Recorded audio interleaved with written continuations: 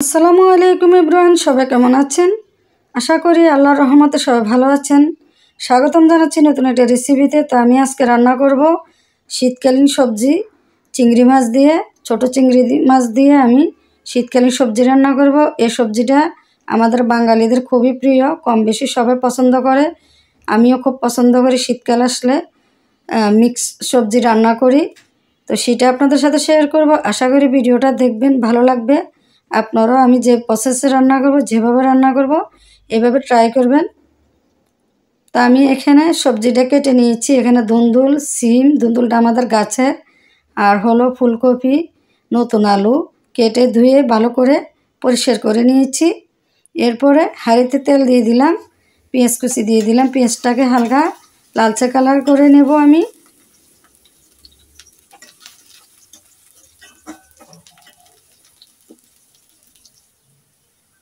তো এখন আমি হাফ চা চামচ রসুন বাটা, হাফ চা চামচ আদা বাটা দিয়ে দিলাম। আদা রসুন বাটাটা আপনারা স্কিপ করতে পারেন, যার যার পছন্দ অনুযায়ী দিতে পারেন। তো আমি একটু কষিয়ে এরপরে লাল মরিচের গুঁড়া 1 চামচ দিয়ে দিলাম, হাফ চা চামচ হলুদের গুঁড়া, স্বাদ মতো লবণ দিয়েছি। এরপরে মশলাটা ভালো করে কষিয়ে নেব কিছুক্ষণ। তো সামান্য কিছু পানি দিয়েছি যাতে মশলাটা পুড়ে না যায়। তো মশলাটা ভালো করে কষিয়ে নেব। তো কষানো হয়ে গেছে। এখন ছোট চিংড়ি মাছগুলো আমি দিয়ে দিলাম।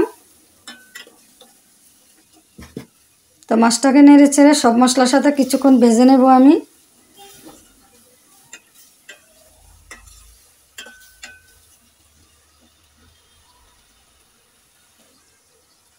তো আমি এখন 6-7টা কাঁচামরিচ দিয়ে দিলাম।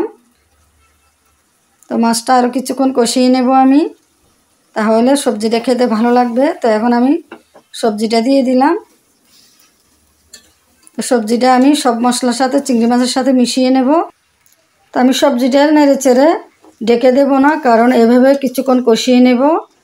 আর ডেকে দিলে সবজির কালারটা নষ্ট হয়ে যাবে, দেখতে সুন্দর লাগবে না। তা কিছুক্ষণ এভাবে কষিয়ে নেব আমি। আর সবজিতে আমি কোনো প্রকারের আলাদা পানি অ্যাড করিনি, যে পরিমাণে পানিটা বের হয়েছে ওটা দিয়ে সবজিটা কষিয়ে নেব আমি।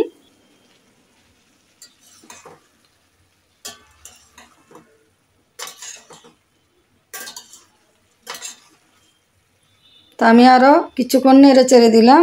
এরপরে এখন ডেকে দেব, ডেকে দিয়ে কয়েক মিনিটের জন্য রান্না করে নেব।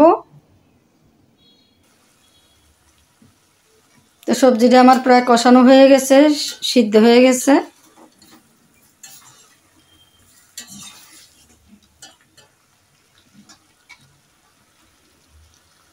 তো এখন আমি 2 কাপ পরিমাণ পানি অ্যাড করব। গরম পানি দিয়ে দিলাম 2 কাপ।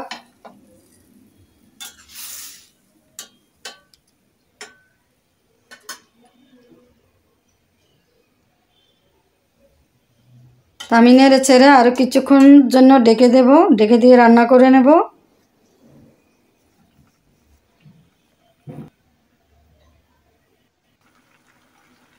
তো আমার সবজিটা প্রায় সিদ্ধ হয়ে গেছে।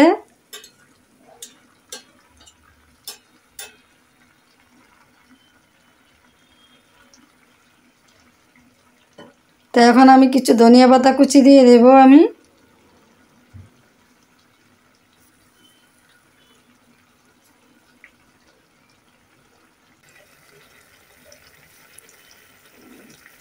তো হয়ে গেল আমার অসাধারণ মজার চিংড়ি মাছ দিয়ে সবজি রান্না। তো এখন আমি একটা বাটিতে পরিবেশন করে নেব। গরম গরম ভাতের সাথে, সাদা ভাতের সাথে খেতে খুবই ভালো লাগবে। আর আমি তো ভীষণ পছন্দ করি এই চিংড়ি মাছ দিয়ে সবজি রান্না। আপনারা এভাবে ট্রাই করবেন। তো আমার ভিডিওটা যদি ভালো লাগে অবশ্যই আমার চ্যানেলটি সাবস্ক্রাইব করবেন, আর ফেসবুক পেজটি ফলো করবেন। তাহলে আমি নতুন নতুন ভিডিও আপলোড করার সাথে সাথে আপনাদের কাছে নোটিফিকেশন চলে যাবে। তো হয়ে গেল আমার এই অসাধারণ মজার লোভনীয় সবজি রান্না। ভিডিও ভালো লাগলে অবশ্যই আমার ভিডিওটা শেয়ার করবেন, লাইক কমেন্ট করবেন, সবাই বেশি বেশি সাপোর্ট করবেন।